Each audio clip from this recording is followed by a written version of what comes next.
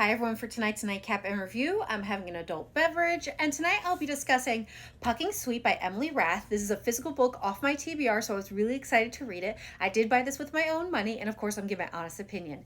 These are the highlights and the content warnings.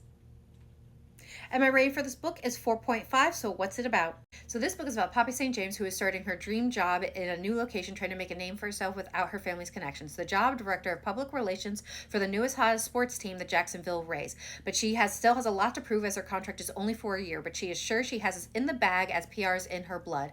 But things are not off to an easy start, with the growing pains of a new facility making her job that much harder, as well as a few of the players are giving her headaches. The first is Playboy defenseman Lucas, who is a dream on the ice, but a total PR nightmare off the ice, and her hands are full with him. The other is Colton, who has her distracted with her very inappropriate crush. But he is so sweet and kind, he may in fact be the perfect man for her if she didn't have a rule against dating the players. Because it's messy enough handling their private lives without being a part of it. And if she wasn't stressed out enough, her sister dropped a bombshell on her. She's been dating Poppy's ex-fiance for years, and her family has known about it. And now she's engaged to him and wants Poppy to be the maid of honor. This sends her spiraling into the arms of the two defensemen, who are more than happy to help her in her time of need. But if her life wasn't exciting enough, another curveball in the form of a positive pregnancy test tells her that her life and those of these men will never be the same. So what are my thoughts? Again, I'm giving this a 4.5, and I've been really excited for Poppy's story after everything that happened in book 1 and 2, and this is book 3, and while technically it's a standalone, I would recommend reading them in order, as this book kind of runs at the same time of book 1 and book 2, just from Poppy's perspective, and I do find it more enjoyable if you fully understand everything that's going on. Now, I just want to say for Poppy, I truly enjoyed her as a character. I related to her on a lot of different levels, as I am a Libra, type A, and very much into coordinating things, so I definitely related to her.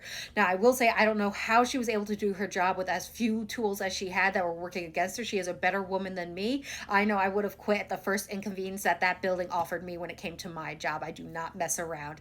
Now, I also want to say she is a better woman than me when it came to her family, because I would have knocked all those fuckers out. Now, when it comes to chemistry, Poppy had some great off-the-charts chemistry with both of them. With Colton, it was a warm, gentle rise of passion, because they both started out as friends and both had crushes on each other. So it was definitely a softer kind of passion. But with Lucas, it was off-the-charts, blazing fire, sparks flying, not just because of their banter, but also the snipping they had for one another. So really, you're getting the best of both worlds when it comes to the chemistry and the passion in these books.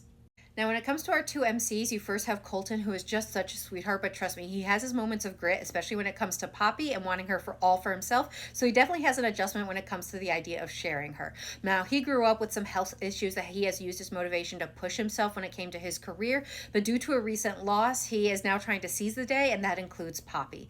Now, with Lucas, he is a carefree, jokester, take nothing seriously womanizer. That is until he meets Poppy and he sees no one but her. But these are just walls he puts up around himself due to some abandonment issues. Both characters were really enjoyable, and I really enjoyed when they started to explore their love for each other, and I just wish there had been more focus as well on their love and not just their love when it came to Poppy.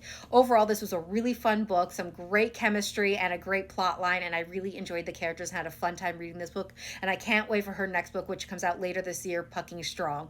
Now, this book is currently available, and I would recommend that you give it a try, especially if you're in your hockey romance era like I am, and I hope everyone has a good night and happy readings.